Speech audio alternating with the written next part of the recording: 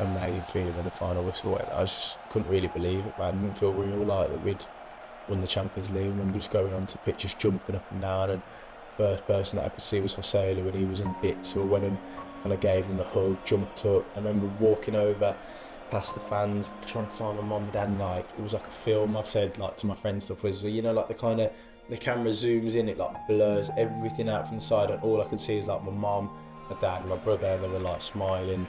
Yeah, that kind of got me a little bit there, and I felt a bit emotional. There's that many memes of me crying. The last thing I wanted to do was cry again, so there'd be more.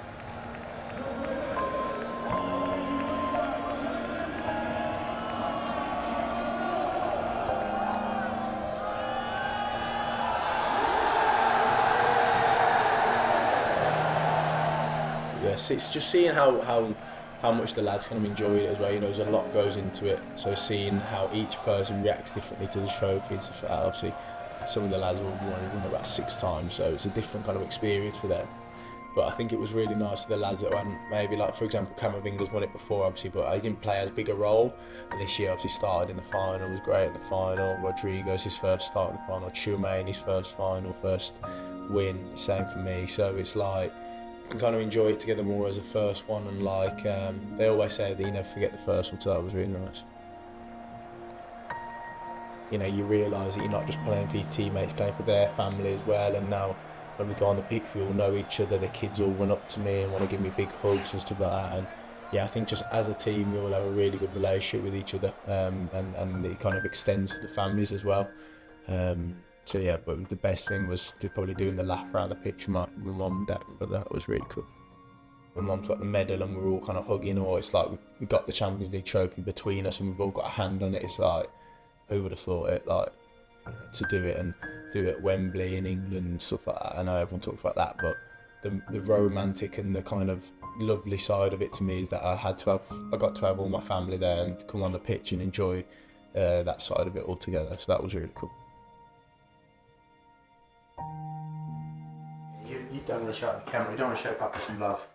I'll show you love. Oh God! Can you get me? Yes. Can you get me what's your spoon?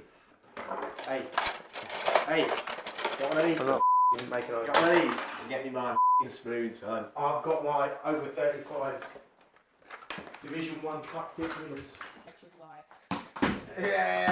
Yeah, one of those. Yeah, she needs hope.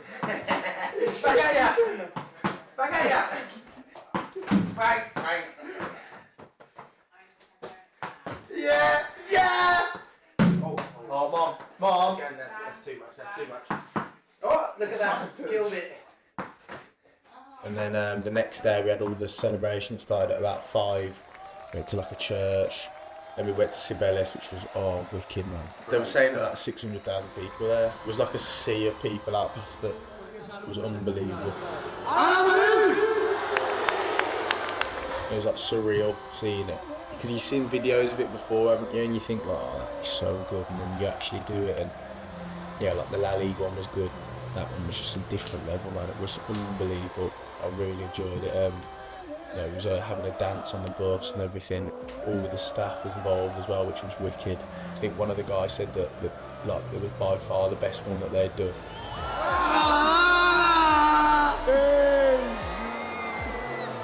Muchas gracias por todo y a la Madrid.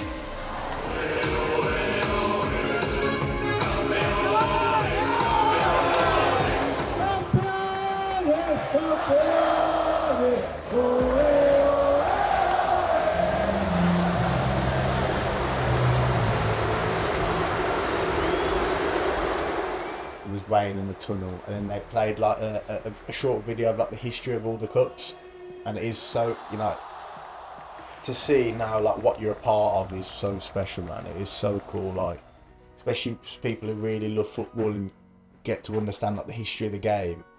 It's nice to see like how much the past kind of is important for the present for the club, and like to see what you're now a part of.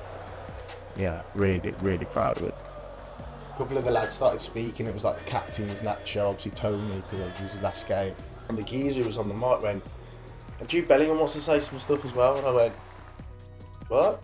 I went, what? Like that. And then all the fans started going, Jude, Jude, Jude, Jude, Jude, and all the players like, go on, but only in Spanish. And so I just sung the song.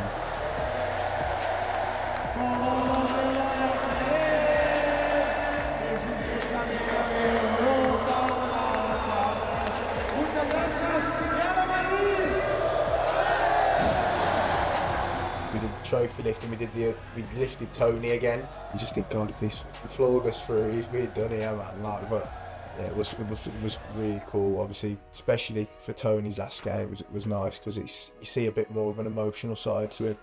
It was really nice, really cool.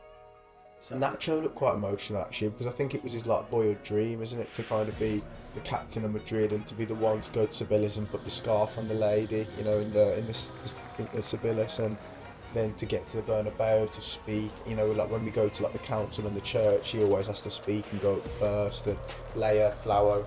I think he takes a lot of pride in that because he's watched all of them as a kid. Like, he's a mad Real Madrid fan. He's watched them all. He's understands how much it means to them. Go on, try and get. Can you get a pressure? Rib. Oh.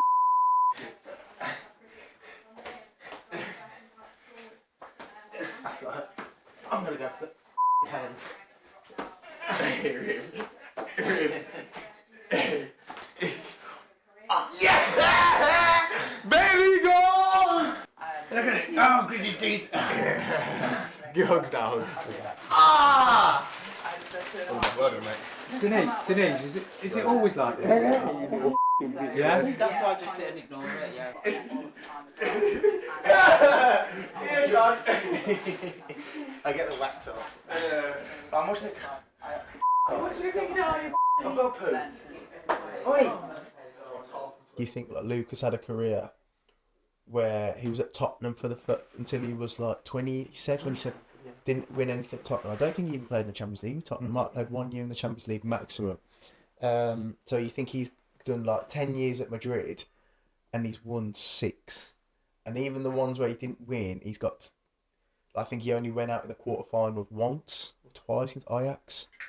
It's unbelievable, that level of consistency and like the standards and that. It's unbelievable. And like to think that now, like if Lucas obviously hopefully stay and Nacho stay and then Carver stay, that they could go for like 7, 11, 12 years. Unbelievable.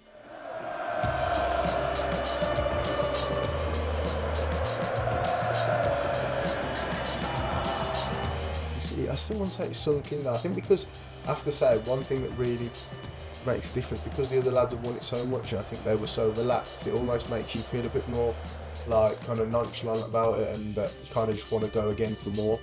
But you have to think, like, especially I think when you go to England you realise there's so many great players there that, for example, maybe haven't won it, or you think about some of the great players of the past who haven't won it and you think, well, actually no, that's wicked to be able to say you're a Champions League winner.